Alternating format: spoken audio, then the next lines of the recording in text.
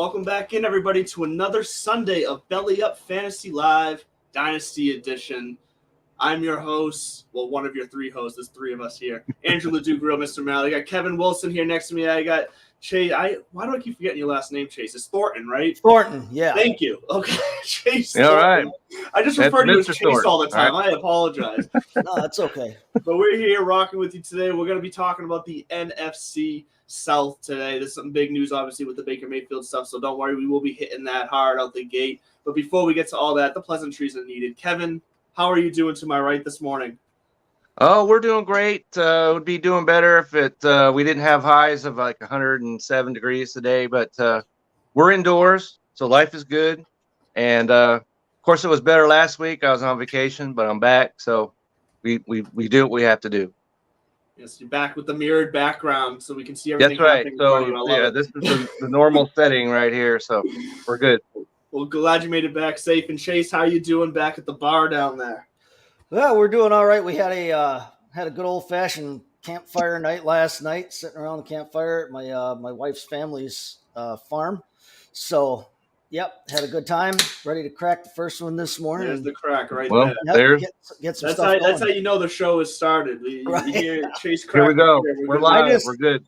I just feel bad that the real show started about 4 or 5 minutes before we came on air. If everybody could have seen that blooper reel that was you setting up your Yeah, that was pretty entertaining, I have to say.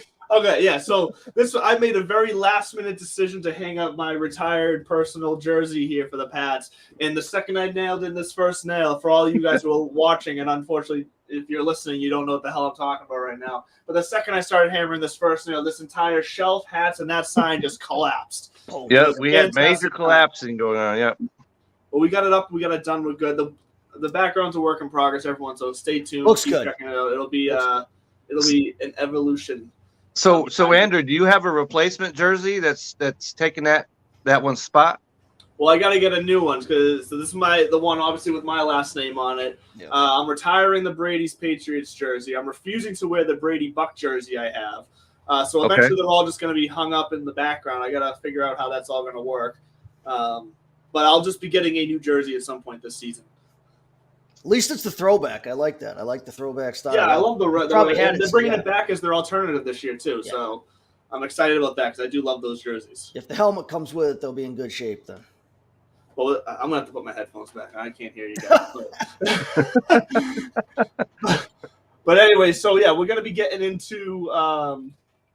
Here we go. That's better.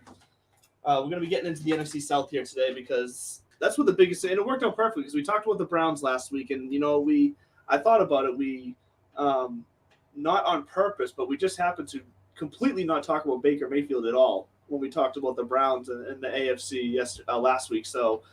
We get to talk about him this week because he's now a Carolina Panther, the massive news of the week. So, first of all, before we get into specifics, like real quick gut thoughts from both of you. Good, bad, you don't care, doesn't matter. Like where do you guys stand? Like we'll just do a quick and then we'll get into the details. So, Kevin, what was your gut reaction when you saw this news?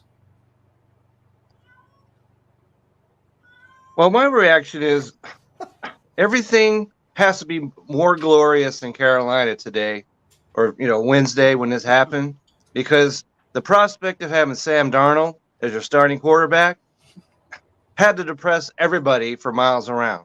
That had to be real similar to having the prospect of Drew Lock as your quarterback. Oh, don't worry, Chase. I understand. I completely understand how you wouldn't want to get out of bed with the idea of Sam Darnold starting as your quarterback. Yep. But from what I've heard since then, they're like, well, he's going to compete for the starting job and all. I don't understand any of that. You don't make this move unless you think that Baker Mayfield is going to be your starter. And if he doesn't take all the meaningful snaps this year, then Matt Rule better get his bags packed because he will not be back next year. Well, I think Matt Rule is probably going to be on his way out anyways. More likely, but yeah, well. If Sam Darnold is taking meaningful snaps, he definitely better make sure he knows the way out of town. Yes. And Chase, what was your gut reaction when you heard this? Well, like I said, first off, I was sad for Kevin because I thought that thought that Baker would be going to Seattle. Yeah, and as we talked yesterday, Andrew, or at least I texted you during that show yesterday, I wanted the same thing for him to come. Yes, you did. I knew that. Yes. The reports are conflicted of how much interest they really had in him. I do think that when you talk about the 5 quarterbacks, the two fighting for the starting job in Seattle, the 2 that they had in Carolina with PJ Walker and actually Matt 3, Corral. Matt Corral Walker and Darnold. Sam Darnold. I think Baker's the best option of all of them, but yes. Going to Carolina is not a bad situation for him. I think it is. Yeah. They got him at a good discount, which is what they were fighting for, what they wanted. Yep. And everybody's like, well, they've got so much money in Darnold, though they're paying Darnold the starter money. No, you're paying that quarterback room a certain amount of money right now, and you've got to get the best guy out of that. Your costs in your quarterback room are sunk no matter what the names are and what each guy individually is making. If you're Matt Rule this year, you're coaching for your job. Their GM is probably GMing for his job right now. Mm-hmm. They are, and honestly, this whole announcement that, we're going to have everybody compete for the starting quarterback. No, that's the death throes of a regime on the outs. If they're smart, Mayfield is the best option there to win. If they can somehow sneak themselves into playoff contention, even they may be able to save their jobs and get some more chances down the road. And if they get more chances down the road with a better quarterback, okay, well, maybe they can set something up. I think Darnold, and I tweeted this out the other day, I think this is probably the end of Darnold's starting career. Yes.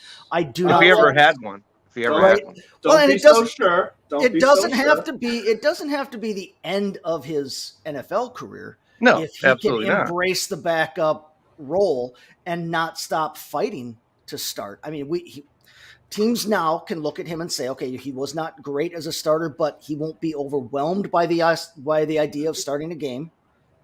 He's been a starter for 4 years now.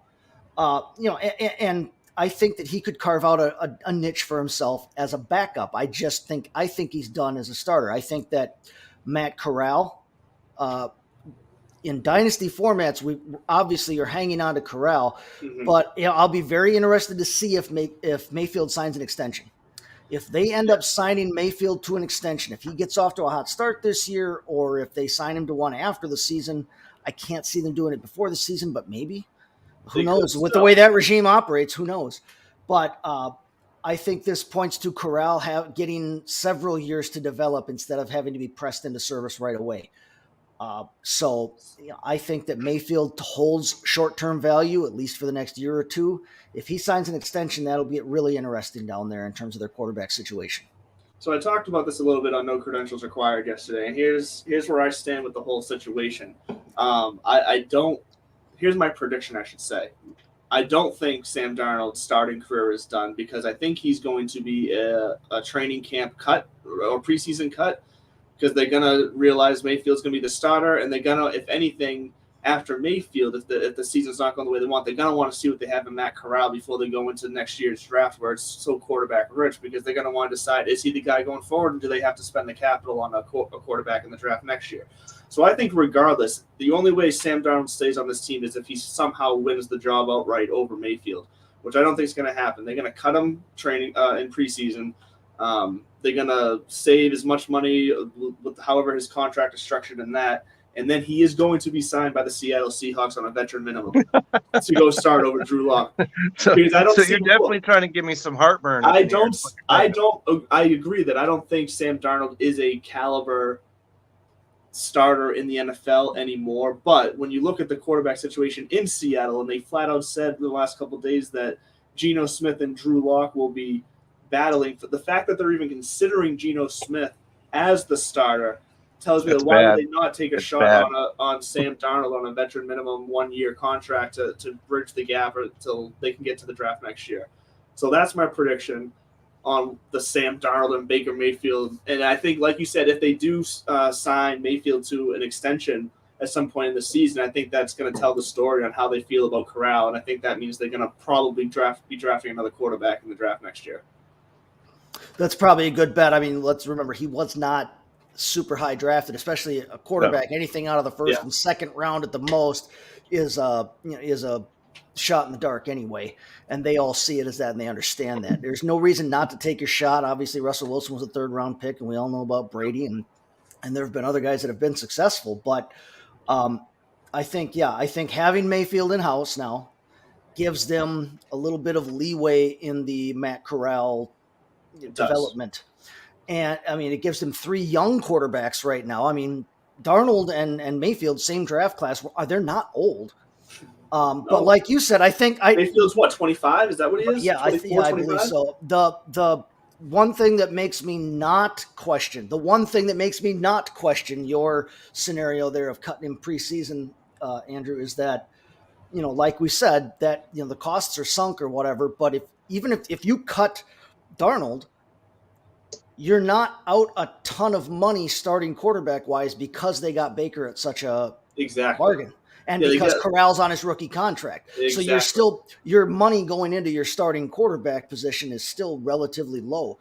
Well, and that gives them, because look, I think the Panthers are set up if Baker Mayfield turns out to at least be serviceable at quarterback, and he gives them a safe, doesn't turn the ball over kind of floor at quarterback. I think the team is set up to where they can make the playoffs because they got a good defense. They got some weapons on offense still. They do. And Anderson, they brought in Terrace Marshall. They still got McCaffrey if he stays healthy. And we can get to it later, but I think Baker Mayfield is a big bump to Deontay Foreman and McCaffrey because I think the way Mayfield plays, he's used to dumping it off. I think they're both going to continue to get their touches. But you look at the division there, and the Saints got so many questions.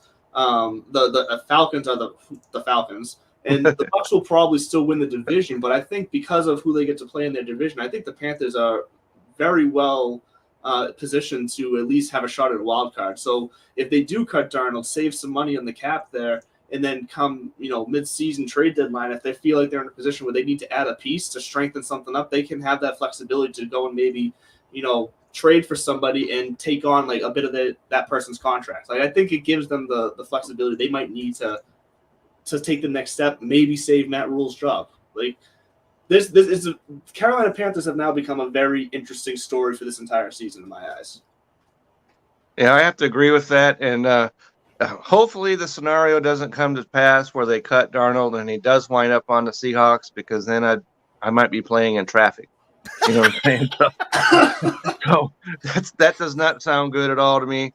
And it all depends, like how much money can they save by if they cut him. So yes, and I think that if we have to remember, Baker Mayfield is just one season removed from being the quarterback that took the Browns to the playoffs for the first time in 26 years or whatever, 46 years, however long it's been.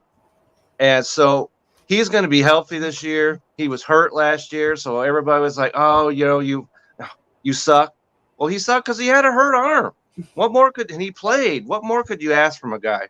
Mm-hmm. And because he did that, his career kind of got sidelined. But I think he's going to be healthy, and I think that all the Panthers' offensive players, as far as their fantasy and real life, they're all going to come up. They have to. I agree. Look, they didn't have a quarterback last year, and they will have, with Baker as their quarterback, all of them. Where we're talking about DJ Moore, we're talking about Robbie Anderson, all these other guys that we could talk about. They are going to be in a much better position to produce this year. No, big time. I think when you look at what he did in Cleveland with his running backs, I mean, think about that 2020 season. I mean, you had Chubb with 190 some points in a PPR, and you had Kareem Hunt right behind him.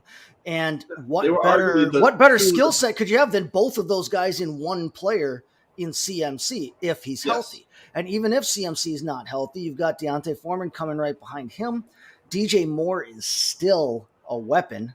No matter who's throwing to balls him. Last year with no quarterback. Right. He is proven to be kind of not matchup proof. Well, because the season took a downturn mid to end of the season last year, you were probably, if you were able to take the risk, you were probably able to get him at a pretty good discount coming into the season. And now that value is going to pay off so nice. Now that team still needs an offensive line that would help a ton, especially I mean, Baker's going now from one of the best offensive lines in the game to one of the worst offensive lines in the game.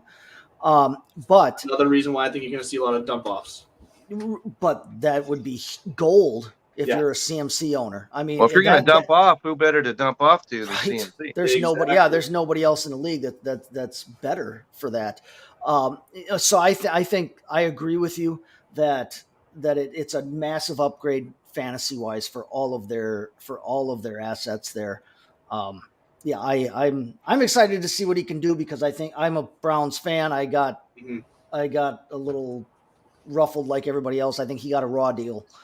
He did. From them the way that they absolutely. I understand the impulse to want to always upgrade the most important position in sports. I don't think anybody, including Baker, can deny that, the reasons for that kind of thing. But Baker himself feels he's a starting quarterback, and he's proved he's a starting quarterback, and he was your number one overall pick starting quarterback who gave everything he had, like you said last year.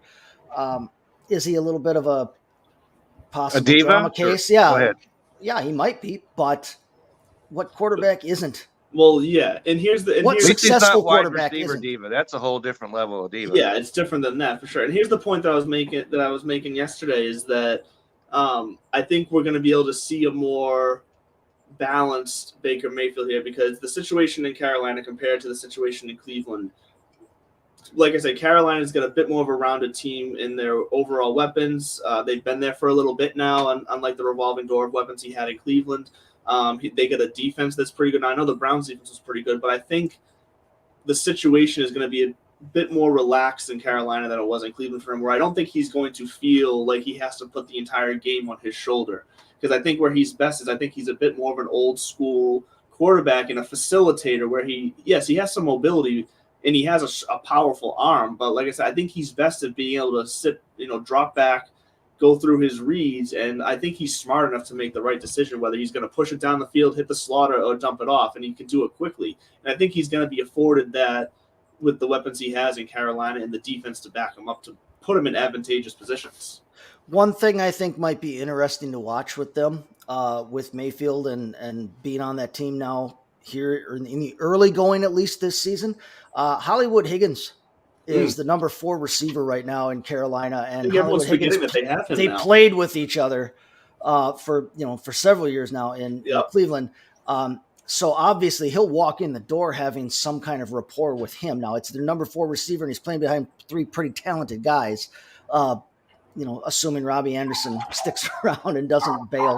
It's interesting that he pretty much said, we don't want him. We don't want him, and now that's the guy now you're going to have to want him. Yeah, he's basically making your paycheck now. So. And I know this is a dynasty show, but I think early on in the season, I'm going to be playing some Rashad Higgins at massive value in DFS because I don't think Robbie Anderson necessarily has that stronghold on that number 2 spot. And I'm not saying Rashad Higgins is a number 2 receiver on the team, but you got a rookie in Terrace Marshall. They got to develop a rapport with each other. Robbie Anderson, we'll see where he is. DJ Moore's a clear number 1, but I think as far as early on in the season, those first few games, he could be looking at Higgins as that comfort zone where he's used to and he trusts him already. Right. Already knows him. Yep. Exactly. He could play an early season role from a DFS standpoint, and if you happen to have him and you believe fully in that, then maybe you take a chance in like a last round in redraft or dynasty, whatever. You take a last round pick on him, and then you turn around and trade him early on in the season and at high value. If you believe it's going to happen, it might not happen. This is obviously a prediction for me, but I can see Rashad Higgins having some early season success and then tapering off. Especially if you're in a deep league, 16 team or something like that league, 14, 16, 3 receiver league with 2 flexes or something. I mean, if you're playing a lot of receivers in your league, he could easily. He's a guy to watch early on. He's not the worst flyer late in a format here, 100% or for no money to pick up in a dynasty format necessarily. And that's the thing. Baker Mayfield makes Higgins relevant in that offense, which just makes their receiving room even deeper. To be able to have 4 usable receivers in that offense, a lot of teams can't say that. All right. We've talked a lot about the last or next to last place team in this division. I know. I was just going to look at the clock, and so let's move on to so I'd say the next most interesting situation here.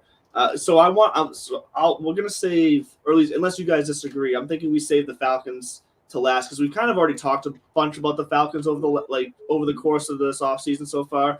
if you guys disagree, we can jump in there. But I figured the Saints are probably the next most interesting situation dynasty-wise because of Michael Thomas returning, because of Jameis Winston taking the reins. I think there's a lot to talk about. I think they're the next biggest unnknown. Exactly. Yeah, and that's absolutely. what we want to cover. We want to help people with the unknowns when it comes to the dynasty league. So let's talk Saints. They're the most relevant to me on a fantasy basis because my number 2 quarterback potentially on dynasty is Jameis Winston. Yes. So that's a feast or famine, boom or bust. I did figure that out because, unlike last week, I am no longer in Wi-Fi hell. So welcome back to civilization. You can't make right? Clear. So I don't have mountains, I don't have valleys and stuff like that blocking, me, from civilization. So yeah, life is good. Life is good back at home. So I think the Saints here, I think Jameis Winston can do enough for the Saints to still be relevant and make the weapon. He gets a lot of hate, but I've always liked the guy a bit. Like, sure, he can turn the ball over, but that's 2 years ago now. I know. We got to give him a little slack. And everyone pokes fun at the whole jokes like, oh, he's not going to turn the ball over now. He got glasses. But I'm sorry, it kind of proved to be a little bit like he kind of started to change the way he played a bit when he changed his throwing motion. He changed the way he moved around the field, and that all started to work for him. I think that offense is set up for him to have success in it. Between Kamara, between Michael Thomas coming back, it was Olave they got. Between Olave being down there, I think it could work out very well for him there. And I think the Saints could make a push. Their defense is what's going to be a question mark for me as far as real life, but fantasy-wise, I think you got a lot of guys on that offense that you can get at a value, except maybe Kamara. Kamara, you're probably still going to have to pay a price tag for. All depends on what happens with his suspension if he gets one. Very true. I forgot about that, actually. Good call. Thank you. Well, that's because the NFL drags their feet so much with these things. I just don't get that at all. Yeah. Kamara, he's maybe get suspended. Watson may get suspended. It's taken way too long for these decisions to come down the pipe to me. Yeah. So are we looking at the same familiar faces to be the focal point of the Saints offense with Michael Thomas coming back and Alvin Kamara, or are we going to see them start to fade to the background and get some other guys stepping up? But where are you guys standing? Is there value in this offense? That's the big. There's a ton of value in this offense. I agree. But the big unknown again is that they don't have Sean Payton's not there anymore. We're not sure what their offensive identity is going to be. And honestly, unfortunately, with this whole Kamara situation unresolved, they're not necessarily sure, I don't think right now, what their offensive identity is going to be. They're not going to have perhaps their best offensive weapon, which he clearly is. Yeah, right. Yeah. For up to possibly half a season or so. Who knows? I mean, right now I've heard a lot of 6 games bandied about. I've heard that too. But you're probably going to be missing him for a good portion of the season. Probably. He tailed off a little bit last year anyway. He didn't have a great year by Kamara standards. They've got Mark Ingram behind him, but Mark Ingram is somewhere around my age or older. If Mark Ingram's going to save your fantasy season, I think he's not. Tony Jones hasn't shown a whole lot in the past. That's why they've had some guys in. So that is what worries me, because if Kamara missed a significant time and Ingram is not, where does their running game go? Ingram, he can be. Because when's the last time Ingram has been the bell cow main focus of the backfield? It's been a while, right? They actually sat him down in that role in Baltimore when he was there a couple of years ago. They actually took him and out of that role. And after the two, Kamara and Ingram, we got, like you said, you already mentioned Tony Jones. It's what, Abraham Smith. I mean, you got a lot of unknown. Abram Smith. They got Devin Zigbo. Divine Zigbo. So we know a little bit about him, but still, I don't know that Tony Jones is even an unknown. Tony Jones isn't necessarily as unknown as he is unfortunately known. You don't have anything there. Yeah, you don't want him. What I meant by it is just like I don't have faith. I don't have faith in anybody. Plus, you're still you're talking about a middling offensive line that lost their best player, and you've got a quarterback, like we've said, in Jameis Winston. Now, Jameis Winston is a chucker. He's a chucker, and I agree. 5,000 yards. There are not a whole lot of men in this league, in the history of this league, the storied, illustrious history of this league. There are not a lot of 5,000-yard passers. He's one of them. Now, granted, he threw 5,000 passes and about 4,296 interceptions that year, but he wants to chuck it. And now he's got Olave there. He's got Michael Thomas. And like I've said in the past, and I will say it again on this show, and it's probably been about the fourth time I've said it, if Michael Thomas can't guard Mike, then we've got even if he's 80% of that, we've got something there between him and you've got some weapons on this team. They still have Taysom Hill. I know Trotman's going to be there for sure between the 20s tight end. But Taysom Hill is still a crazy red zone weapon. He's fun to watch in the red zone because you never know what you're going to get from him. He can run it, he can throw it, he can catch it. Well, let's not forget another tight end in their tight end room, since we're talking about the tight end weapons they have right now. Someone, and Kevin's familiar with this guy, someone like Nick Vannett can show up in random spots. I'm not saying go out and add Nick Vannett to your dynasty team. No, please don't do that. But for Winston's value, sake, in a real life football situation, Vannett could pop up in red zone situations and be very useful because if they just put Taysom Hill on one side, they know every defense knows the Saints like to use Taysom Hill. The attention's getting Vannett could probably just spin off into open space and be forgotten about. And it brings me to my point about Jarvis Landry too, because Michael Thomas, if he does return to being can't guard Mike, he's gonna start drawing double teams. And now they have finally another option who can actually open up the field and Jarvis Landry across the field. He can move the defense around. And what does that mean? It doesn't just mean good things for Jarvis Landry and Michael Thomas. Chris Olave with single coverage down the sidelines, with a quarterback who likes to talk about a guy that likes to chuck it. Chris Olave will be relevant in his rookie season this year. I've been saying it for months. Chris Olave and Christian Watson are going to be the two rookie receivers that have the best chance. I've been right there with you, Andrew. Right there with you on that. You got Michael Thomas and Chris Olave clearing things out. Yeah. And then you've got Jarvis Landry, who is one of the leading possession type, move the sticks, get you that catch for 8 yards type guys in the entire league. Yes. Through a linebacker. He's underneath. Not scared Now you get down to the red zone, and you can put Thomas out wide on one side. You've got Trotman, your starting tight end, and you've got Taysom Hill, who's about 8'9" on the other side in the red zone. Plus, when he comes back, Alvin Kamara doing everything he can do, and you can still put Mark Ingram, who can be still a hammer on the inside. And you've got the threat of Jameis Winston, who is bigger than Big Ben, or who is the same size as Big Ben, but has a better arm, at least at this point in their lives, and can run.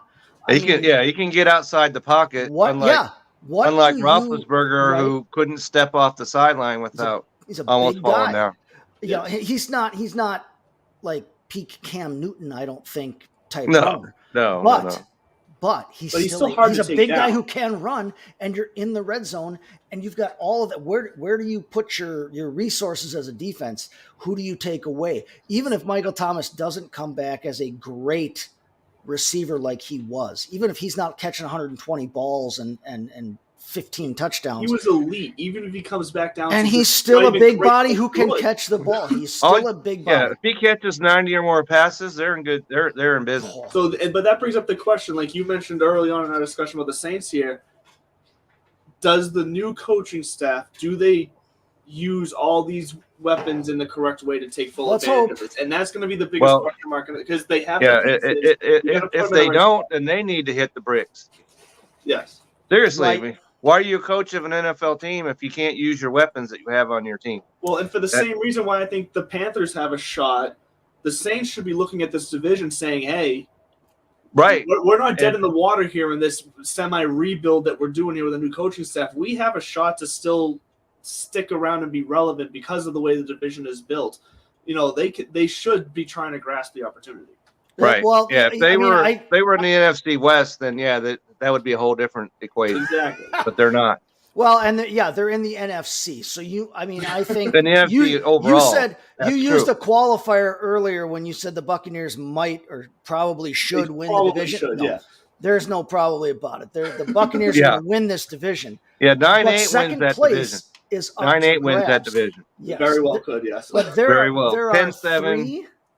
Three at best, it's all at worst is what you need to win. You've got wild card positions that are open, and in the NFC, 9 and 8 probably get you in. Can get you at least damn close. And if you in get recent damn years, close, we've seen 8 and 9 get you in the NFC. So 7 and 9. Hopefully it's not that 7 and 9. Yeah. Hopefully, yeah. The Saints themselves, But and like I've been saying all season, all this year, Chris Olave, as soon as they drafted Chris Olave, I loved that selection. I've loved it from the very start. Perfect fit. And that guy, if Michael Thomas is who he, even close to what he is, and Jameis Winston likes to throw it downfield, he's going to see Chris Olave down there a lot, and he could throw the ball to him. And maybe rookies, you're not supposed to be so excited about a rookie, but I think this guy is going to have one of the better wide receiver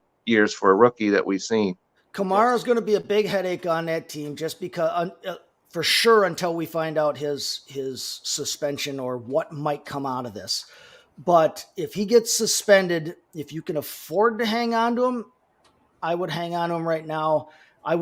Because right now, if you try to get rid of Alvin Kamara right now, you're probably getting pennies on the dollar for him. You're not going to get the same return out of Alvin Kamara that you're going to get the minute Alvin Kamara comes back and has one of those catches 12 passes in a game and runs for 83 yards and scores 3 touchdowns.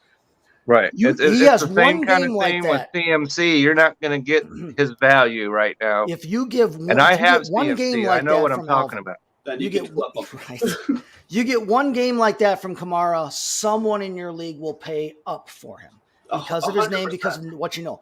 But if you try to trade him right now, everybody is going to pull the card on you that we don't know if we're even going to get him. And he's getting older, and he didn't have that great a year last year, and they got a new coach. I'll give you a 3rd-round pick, maybe a 2nd-round pick. Right, yeah. You are not going to get what you could get. So if you can hold on to him, hold on to him. If your situation is desperate, if you're in Dynasty and your situation is desperate, yes, trading Alvin Kamara isn't going to necessarily make no, it's not going to solve your problem. Hang on to that thing. Try and get as many assets as you can from that. One last note on the Saints, I will say, is that Jameis Winston is not necessarily a locked in, like, let's forget about it starter. They've got Andy Dalton in the background. Now, Andy Dalton's not anybody's ideas of blowing anybody away, but let's not get crazy. he has been a starter. They might use Taysom Hill sometimes. No, Taysom Hill's done at quarterback except for some gadget plays, I think. But Andy Dalton as the backup has been a solid starter, and you know that especially if they get off to a good start this year and they're in good position, if Winston gets hurt, or if Winston is turning the ball over too much and things aren't going well for that offense, what do they have to lose by putting in the red rifle, who at least can manage a team with all the weapons they have? With all the weapons they have, I'm picking up Andy Dalton as one of those like insurance policies. Even if I don't have Winston, if I don't have Winston, if I've got a spot on my roster, Dalton is one of those 4 or 5 backup quarterbacks that I'm picking up thinking, well, maybe I can at least, even if I'm set at quarterback, I can maybe trade him out if it comes to that. If I've got a spot on the roster that I can afford to carry those kind of guys, Andy Dalton's one of those 4 or 5 guys in the league that I'm looking at like that. I've got a list of those guys where I'm like, well, maybe I can turn this into an asset. I'm not sure I'm there with you in that strategy. No, I get your. That's why if you're in a 2-quarterback league, you need to have some starters. No, you do on your team. But if you're in a 2-quarterback league, are you better served having Andy Dalton as an in case, or are you better served having the 3rd-string running back for the Cardinals? I think I'm better served having on my team. I have Mitch Trubisky I can turn to, or Marcus Mariota, which I'm sure we're going to talk about in a little bit. I'm not talking picking him up as one of your top 2. I'm talking about if especially in a 2-quarterback league, he carries even more value because in a 2-quarterback league, if a starter goes down, the guy who jumps in automatically has outsized value compared to a 1 quarterback league.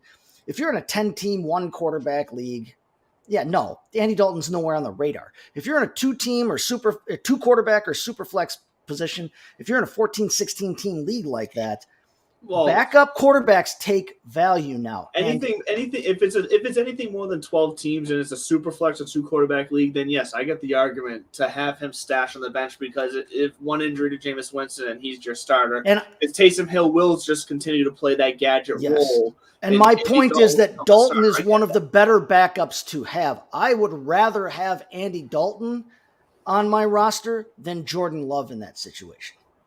Okay, well, Jordan Love's on my taxi squad and may never get off of there. That's how things are working.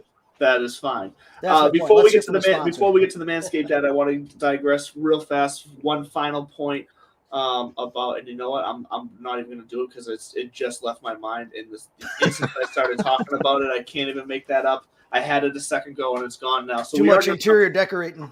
We are going to jump. That's right. Maybe one of those hats hit you. When it fell down. It might have. To look into that. It might have. So stick around real fast here. We're going to hear from Manscaped, and then we will be right back after this short commercial break to tackle the Falcons and the Bucs for you for the rest of the show. Hey, you. Yeah, you. Got bush? You definitely do if you haven't tried the best products from our sponsor today, Manscaped. Taking control of your bush is important. These products are so good, you're going to be showing pride in your new bush-free yard. It's a fact that you will have the best-kept nutsack on the cul-de-sac. Save big and be the most hygienic version of yourself by using the discount code BELLYUPFANTASY for 20% off and free shipping at Manscaped.com. Whether you're looking to go bald like an eagle or just in need of a safe trim, Manscaped is dedicated to helping you level up your full-body grooming game. The grooming package I highly recommend is the Performance Package 4.0. Inside this package is the Lawnmower 4.0. This electric trimmer is a bush worst nightmare. With a Performance Package purchase, you get 2 free gifts, the Shed Travel Bag and the patented high-performance reduced chafing Manscaped Boxers. They have a bunch of other products on their website, too, to help you maximize your confidence and grooming game. So that's 20% off and free shipping when you use the promo code BELLYUPFANTASY at Manscaped.com. It's time to level up your game from the Amazon to the Amadong with the ultimate bushwhacking tools from Manscaped. So one more time, that's 20% off and free shipping when you use the promo code BELLYUPFANTASY at Manscaped.com today. Hey. I'm not going to lie, I did not listen to that commercial this time because I am still trying to figure out what the hell I was going to say. It is driving me insane right now because I had a point and then it just freaking launched itself out of my head. So I guess we're going to forget about it. That gets better as you get older. I'm going to remember it. I'm going to remember it like 11:30. Just so you know, that issue becomes more commonplace. So just so you know that. Oh, fantastic. Right. My birthday's in a few weeks, so I guess I'll lose some more memories. So we're left with the Falcons and the Bucs now when it comes to the NFC South. And like we said, the Bucs seem like they're going to probably, or as Chase says, definitely going to win this division. I don't see why they shouldn't. Because it doesn't seem like Brady's going to fall off the cliff at any point. Bill Belichick, what the fuck were you thinking? But anyways, the Bucs are still primed and ready to go. They still got Mike Evans.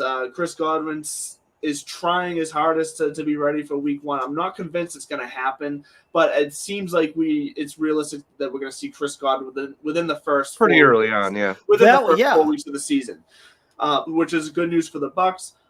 They brought back Leonard Fournette. Like they are primed and ready to go again. Yeah. And I don't see why we're not looking their way fantasy-wise, and I don't see why we're not going to hold on to the assets we already have on the Bucs in our dynasty leagues, because I think they're also going to be who they are. Is there anybody on the Bucs team that you guys are thinking is going to be drastically different to where there's someone we should be launching off of our dynasty rosters, someone who's not going to fulfill their value? Because I see them performing exactly how we expect them to be over the last couple of years. Yeah, no, they still have a strong offensive line. Even with Ali Marpet gone, they still have a strong offensive line, and and they still have Tom Brady. And yes, Tom Brady is older than dirt, but at the same time, he's ageless. He's one of those people who, we all know the jokes about avocado ice cream and how he took care of himself. And it's one of those things where I don't understand how anybody who plays in the NFL, who plays professional sports, period, I don't understand how any of them are not looking at Tom Brady and saying, geez, if I want to play forever, holy cow, I got to start doing what he's doing. Sense.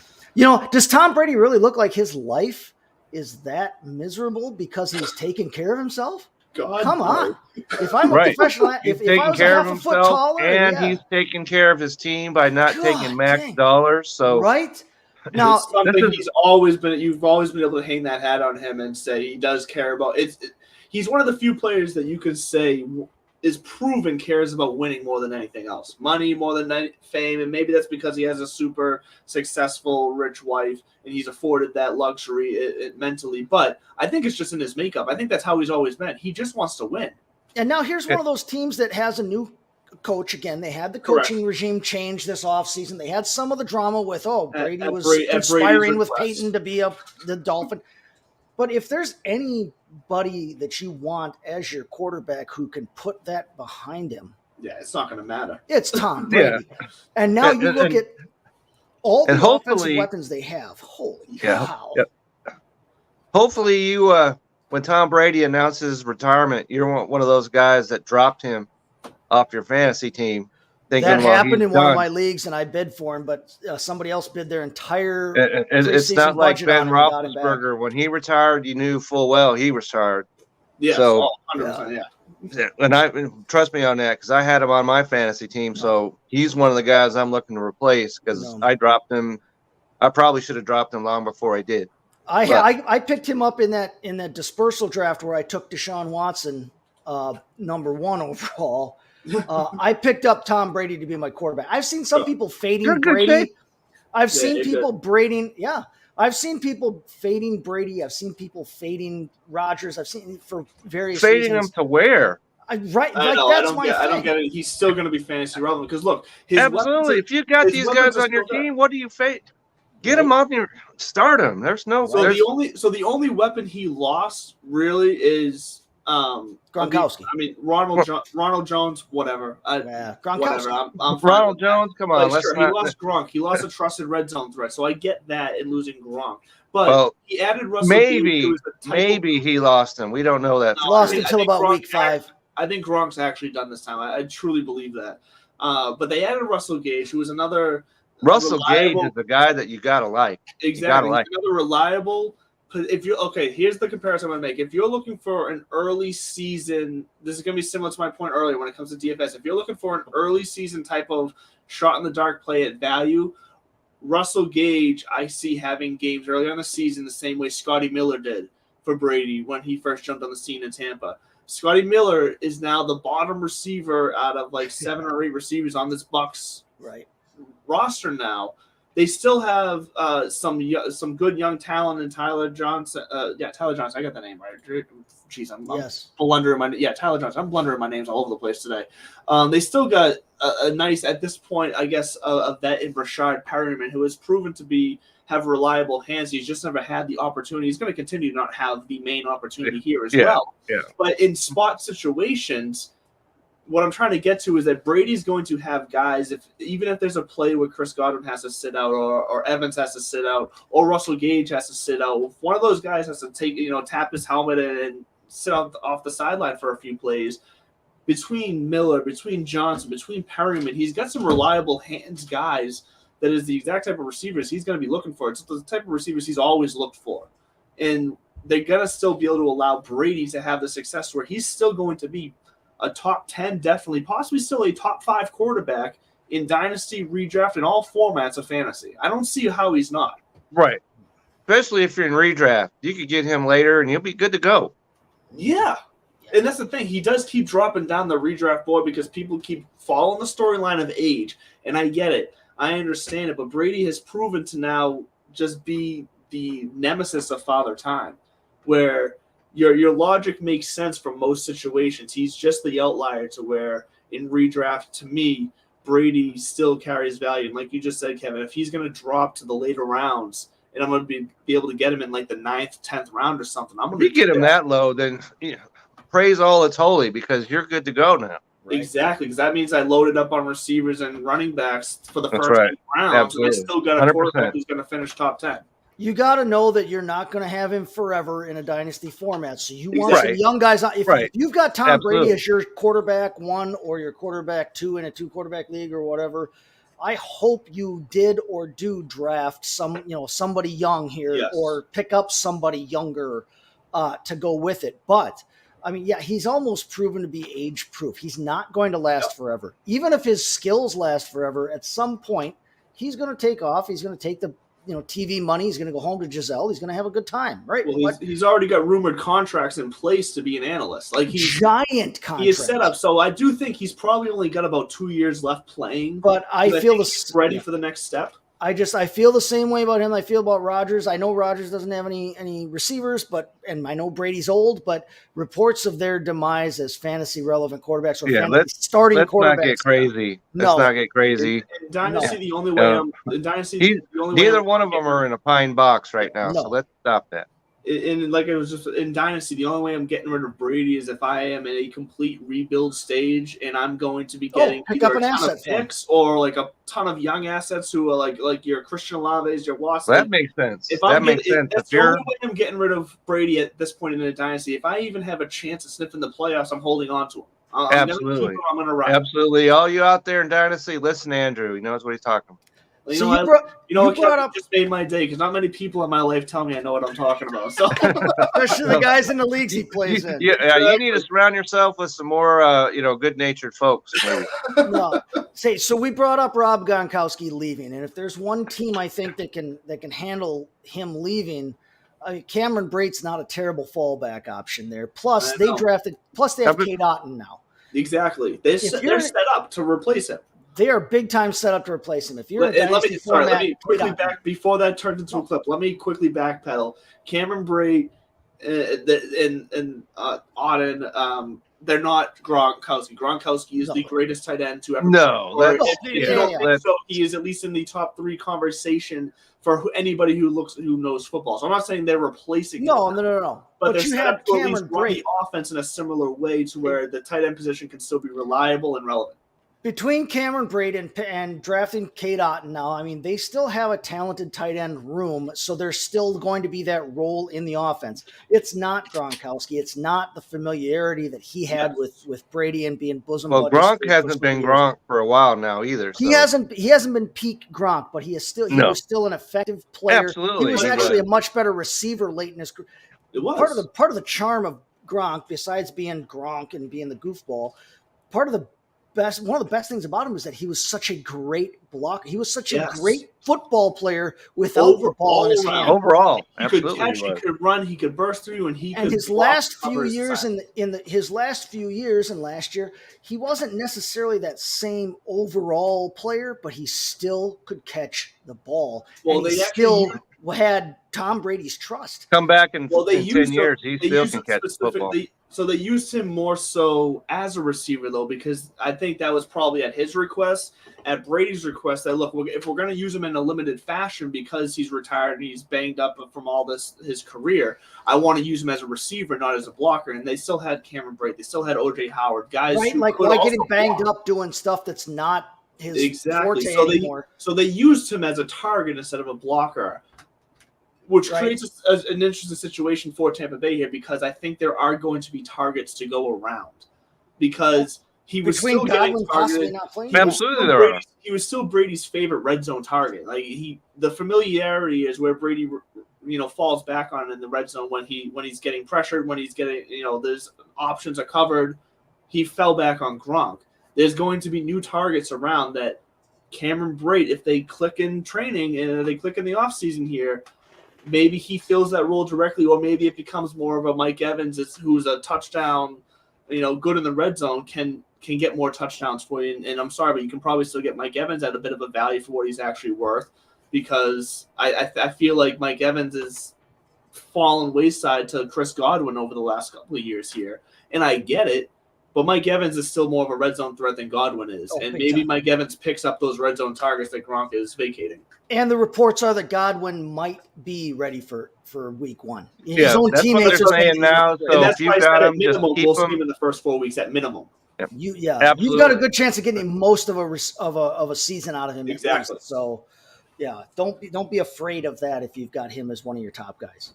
So before we run out of time here, we've talked about the Bucks. I think we're all feeling pretty good about the Bucks and the options.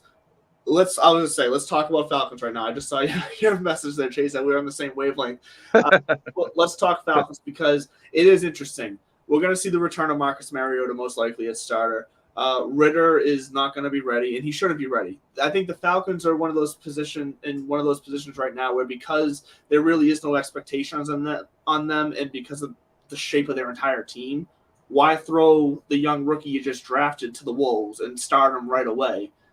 Let Marcus Mariota go down with the ship. Yeah, if Marcus Mariota, if someone's going to go down, let it be him. Yeah, absolutely. Let Ritter get used to the NFL, the pace of the NFL. Maybe mix him in some plays, or maybe the second half of the season, so he can really get used to the pace of the NFL. But they're in a situation where if they play this right, they could turn around and make this all right. Because look, if obviously Calvin Ridley's suspended for the year at this point, so that means he's going to have 2 pretty much full years off. If he comes back and he's ready and still willing to play football at the level that he was, and then all of a sudden Desmond Ritter is ready to take over next year, within the next 2 years, all of a sudden we have a good young nucleus at quarterback. We still have Calvin Ridley, who is fairly young at wide receiver, who is capable of being a number 1 wide receiver, and they have these years to add pieces to bona fide that offense, to secure that defense. The Atlanta Falcons, if they play this right, could turn this around fairly quickly. And like I said, I'm going to say it again, the division they're in helps, because we may say we like the position the Panthers are in right now. We like the position that the Saints are in right now in this division, but there are also 2 franchises, especially now the Saints without Sean Payton. There's a lot of unknown of how they're going to handle all these different situations that could collapse on themselves and fail and open up the door for the Falcons the next few years to make themselves relevant again. So in Dynasty format, are you buying Ritter? Are you still trying to hold on to Calvin Ridley? Are you trying to get Calvin Ridley at a discount? Like, where are you guys sitting on the main weapons for the Falcons here before we run out of time?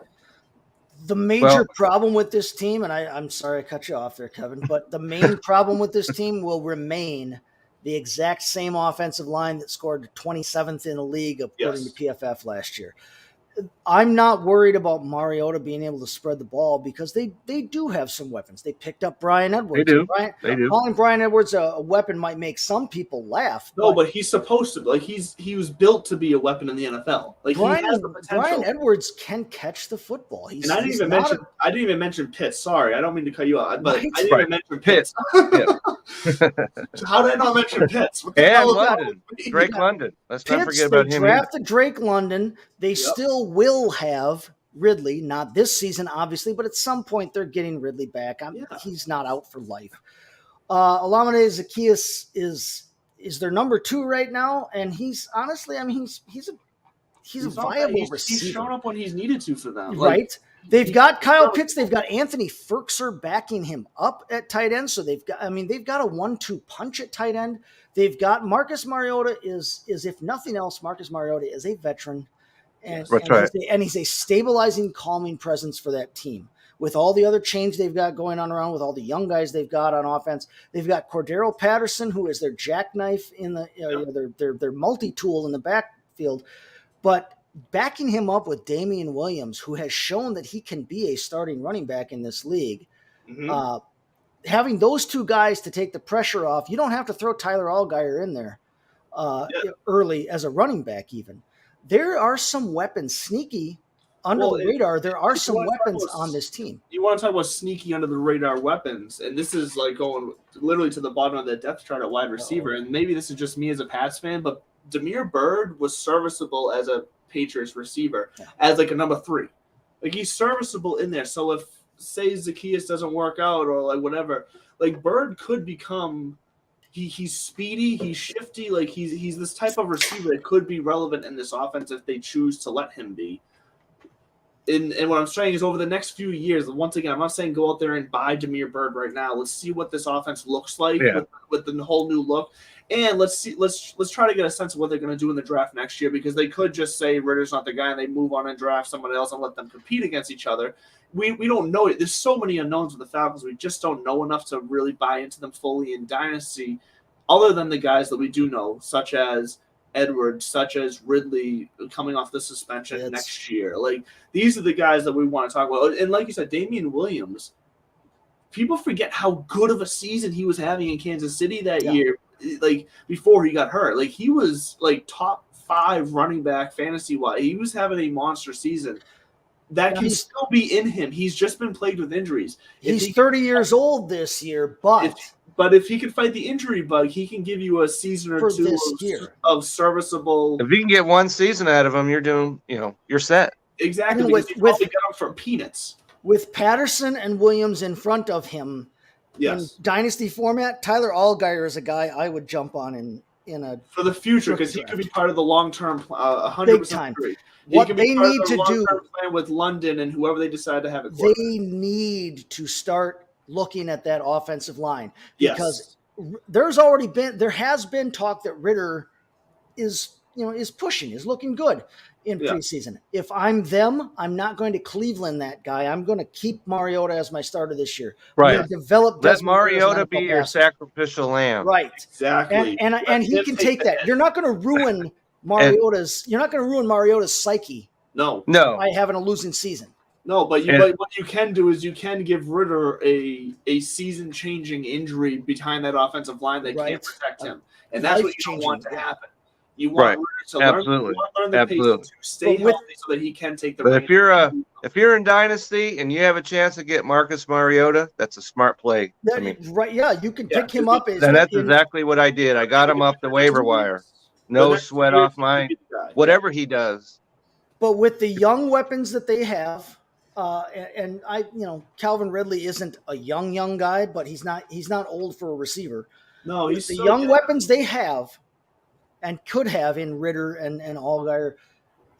This team needs to be looking at building their offensive line for the next few years. They could, in a couple of years, they could be ready to take that mantle when Brady does retire and when the Bucks bill does come due. It could line up perfectly. It could line up absolutely perfectly. In Dynasty formats, I'm buying some of those guys and I'm keeping them. I'm not opposed at all to taking Ritter, Allgeier, obviously London. But. And I think before we sign off, I think the overall point we're making here on the Falcons is that, sure, feel free to sleep on them as a real life football team this year and probably next year. It's fine. But if you sleep on them on Dynasty, you're making a mistake. If you're positioned right to where you're rebuilding, you should be looking at the Atlanta Falcons as a place to where you can rebuild from. Outside of Pitts, I don't see a ton of value this year. Correct. Mariota can be in the right format in quarterback formats. I don't think that Cordell Patterson has the year that he had last year. 100%. No, and he faded badly down the stretch. Their offensive line is not going to allow. I mean, they're going to be. I'm not buying Patterson this year. I think they're going to be playable players. I do think it was a 1-year thing. They're going to be playable players, but in 2-3 years, you're going to get a ton of production out of this offense. So in Dynasty format, grab them. Yeah. Well, that's going to wrap up the NFC South here on Belly Up Fantasy Live Dynasty Edition. Like we always do, Kevin, real fast. We got about 40 seconds here. Where can we find you? What do you got coming up this week? And then we got the Fantasy Live Baseball show coming up tonight with Brian Scott from the Injured List podcast joining us. So you're going to check that out. Tomorrow, I'm joining the fantasy guys. We'll be talking about the Bengals over there. So you're definitely going to want to check that out. Fantastic. Chase, what you got going on this week? Oh, let me know what you think on Twitter in terms of what if I'm going to get a jersey from your team. Okay. What all-time legend from your team should I be getting? All right. Let me know that. That's what I'm looking for this week on Twitter. I'm also, like I said, Jim Nance Patriots jersey. You won't. I'm writing. I'm always on Twitter, though, at STT Chase FFB. So give me a look. Tell me what you think of that. But, yeah. Check out Just add Cortez Kennedy for the Seahawks. There you go. I thought you were going to say Drew Lock, all-time great. I'm more apt to no. Even better. If you want, come on, I'm going to go out and jump over this ledge here. If you want to really get the value, you jump on my train. You go out and get a custom-made Sam Darnold Seattle Seahawks jersey before anybody else has it. You're going to cause me to have a brain hemorrhage here in a second. Look, I'm telling you, I feel very strongly about this take. I think Sam Darnold's going to be your starting quarterback for the Seattle Seahawks this year. Like I said, brain hemorrhage is right around the corner. Well, as always, you can find me at Real Mr. Mallard right here on Twitter. You can also find my golf show at Divots and Pivots on Twitter, YouTube, TikTok, Instagram, all the socials, all the podcasts. You can find us all here. There's going to be some changes coming up, so just keep an eye out for some announcements from Belly Up Media. But you're still going to be able to find us every Sunday here at 11 o'clock. That's right. Right here. Join us. YouTube, and a bunch of other places will be announcing soon, but you can still find us if you choose to listen to us. We love you guys. We appreciate the support, and we will see you next week where we will continue our journey through the divisions of the NFL. Check out bellyup.com and get in on the Belly Up Bowl. Yes, the Belly Up Bowl. Thank you for mentioning that. Belly Up Bowl for all. Look, we're not live on Tiki at the moment anymore, but we're still live on YouTube and on Twitter and Facebook. So if you're listening still, the Belly Up Bowl Chase has a fantastic point, fantastic charities. It is. I was a part of that last year. Yes. And come on. Even if $20 you're not playing, you can go to Belly Up. You can go to bellyupsports.com. You can donate if you want to donate. Check it out. All the information's on there. So we'll see 100%. We'll see you guys next week. Once again, we love you. Thank you for the support. Have a fantastic weekend.